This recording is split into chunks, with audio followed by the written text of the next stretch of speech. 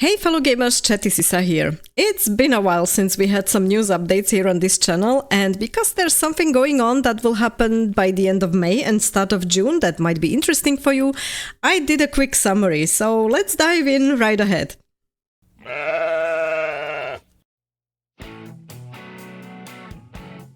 Alright, so first news that we have, and the first good news that we have, is coming from CDPR. They have announced that the RedKit, which is a modding tool for The Witcher 3 Wild Hunt, will be available from May 21st, as you can see on the screen. It will be available on Steam, GOG and Epic Store, and just in case you are wondering what this RedKit is about, it's not just, let's say, a simple modding tool. It allows you to go much further. You can create either just some new environments or some new animations or characters up to entirely new quests. So this is really an awesome tool for the modders or modding community out there. Please know that it is available only for PC gamers, because you will not be able to use that on the consoles. But I think it's great for the people who do have it on PC. You do have to have already The Witcher 3, that's a prerequisite. It's a great tool to play around with the game, and I think the interest is still there, so this is a very positive news. Let me just quickly show you the pages. So on Steam, as you can see, it's already announced. You can wishlist it.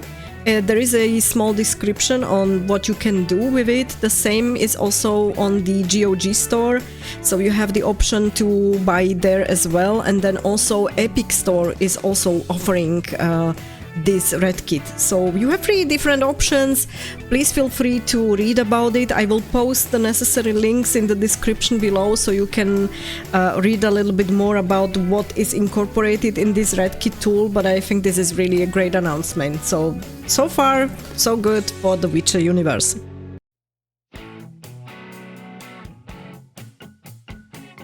What is also coming out exactly on the same day as the Witcher RedKit is Senua Saga Hellblade 2, and there is almost no promo for that, so some people might have missed that information. That's why I'm posting it here. It is easy to be found on Wikipedia, or if you're actively looking for it, but it's like almost nowhere on the social media or anywhere else. So just in case you don't want to miss it and you are waiting already for the game, 21st May also here. And if you look at the page for the Steam for Senua Saga Hellblade 2, you can also wishlist it, or you can already add it to your cart and pre-purchase it. The price is rounded 50 euros. I guess it's the same than in dollars probably. So definitely, if you're looking out for this game, go ahead, you can already order it right now.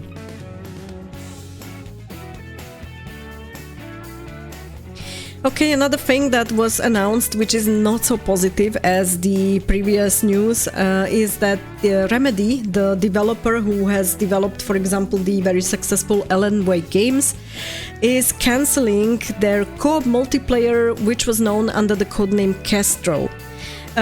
So obviously, when I was looking at the announcement, which was posted by Eurogamer, the article, the reason for that is because they want to shift the workforce towards currently the games which are in development. So the other games at Remedy include Max Payne 1 and 2 remakes, and then also they are working on the Control multiplayer game, which is known currently as Project Condor.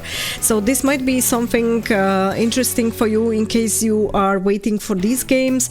And unfortunately, if you were waiting for that co-op game, then it will not happen. So that's not so great. Just a quick information, I am posting all of the relevant links which are related to the news presented in this vid in the description below, so feel free to check it out. And also, if you like this vid, please don't forget to hit the like button, it would be much appreciated, and also it's very helpful for the YouTube algorithm. Thanks a lot already in advance.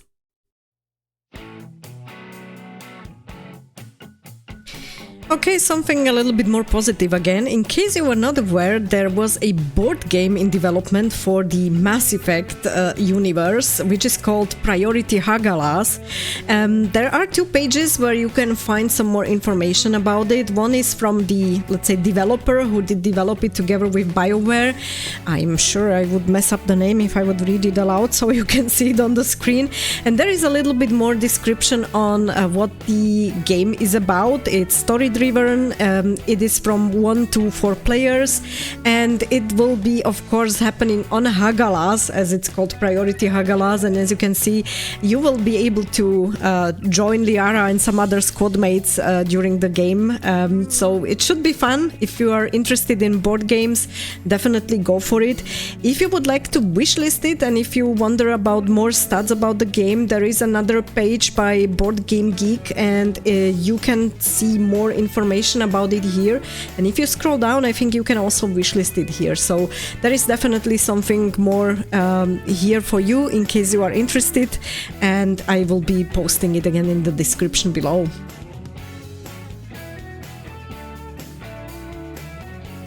Alright, the next one is, not exactly positive either. Unfortunately, Xbox has announced that they will be closing 4 Bethesda studios. It's Arcane Austin, Tango Gameworks, the other ones are Alphadoc Studios and Roundhouse Games. Of course, this will mean again that some people will unfortunately lose their jobs, and it is a trend that's ongoing for a few years, but it is especially bad since last year, I would say. So this announcement is just another one in a series of announcements where game studios are closing. There are very surprised and negative reactions on Twitter, as you can see. I was also surprised to see that. There is one thing which was highlighted here, and I think Kirk McKean had a good point here. Didn't Xbox spend a ridiculous amount of money acquiring Activision, and it might go hand in hand with that one. So they did spend a lot on Activision. On the other hand, now they are trying to save money wherever they can, and unfortunately it is then coming down to releasing people and people losing their jobs, which isn't so great. I'm not fond of seeing this news, but on the other hand, what is positive, that a lot of those people usually find some work again in other studios.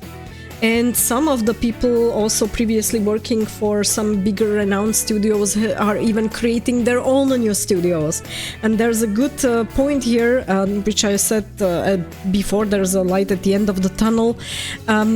Humanoid Origin is one of those relatively new studios. In case you are wondering who they are and what they are, the CEO here is Casey Hudson. So that's for anyone who's interested in Mass Effect, a well-known name. He was the director for the original Mass Effect trilogy in BioWare. So he has a studio, and as you can see, they are hiring a ton of people. They also have all the information on their page, so they have their own webpage, and as you can see, there are some information available about every single position that's currently open. So I'm hopeful that a lot of the people who are losing their jobs currently can still find some new work in these relatively new studios, and hopefully we will see them back again with some new and interesting games.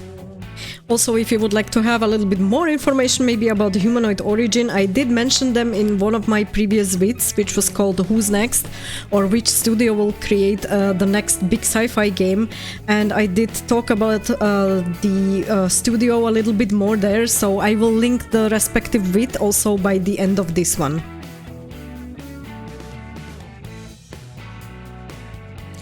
Alright, and last but not least, the Summer Game Fest. It will happen this year in June, on the June 7th, which should be a Friday if I'm not mistaken, so it should be a good day to watch that one.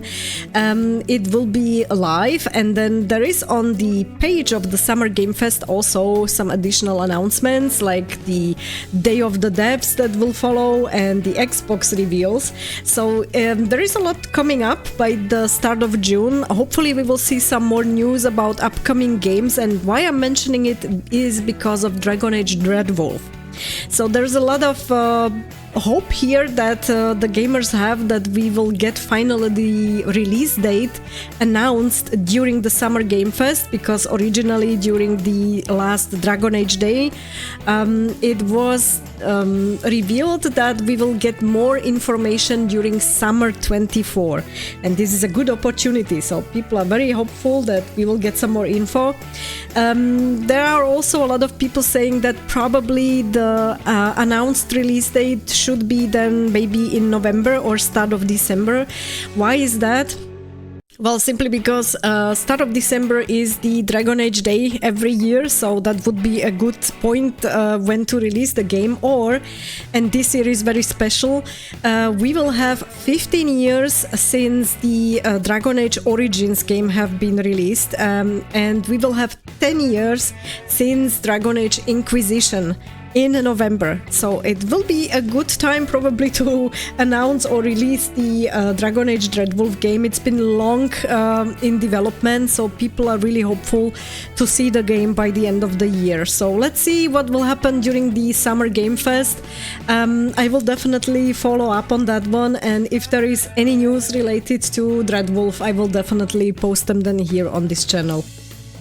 If you're interested a little bit more about the last news or latest news that we have about Dragon Age Dreadwolf, I did summarize something in December 2023 in my news updates. That vid will be also linked by the end of this one, so you can check it out.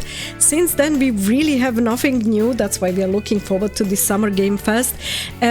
Just by the way, if you want to check out EA's Dragon Age Dreadwolf page, feel free to do that.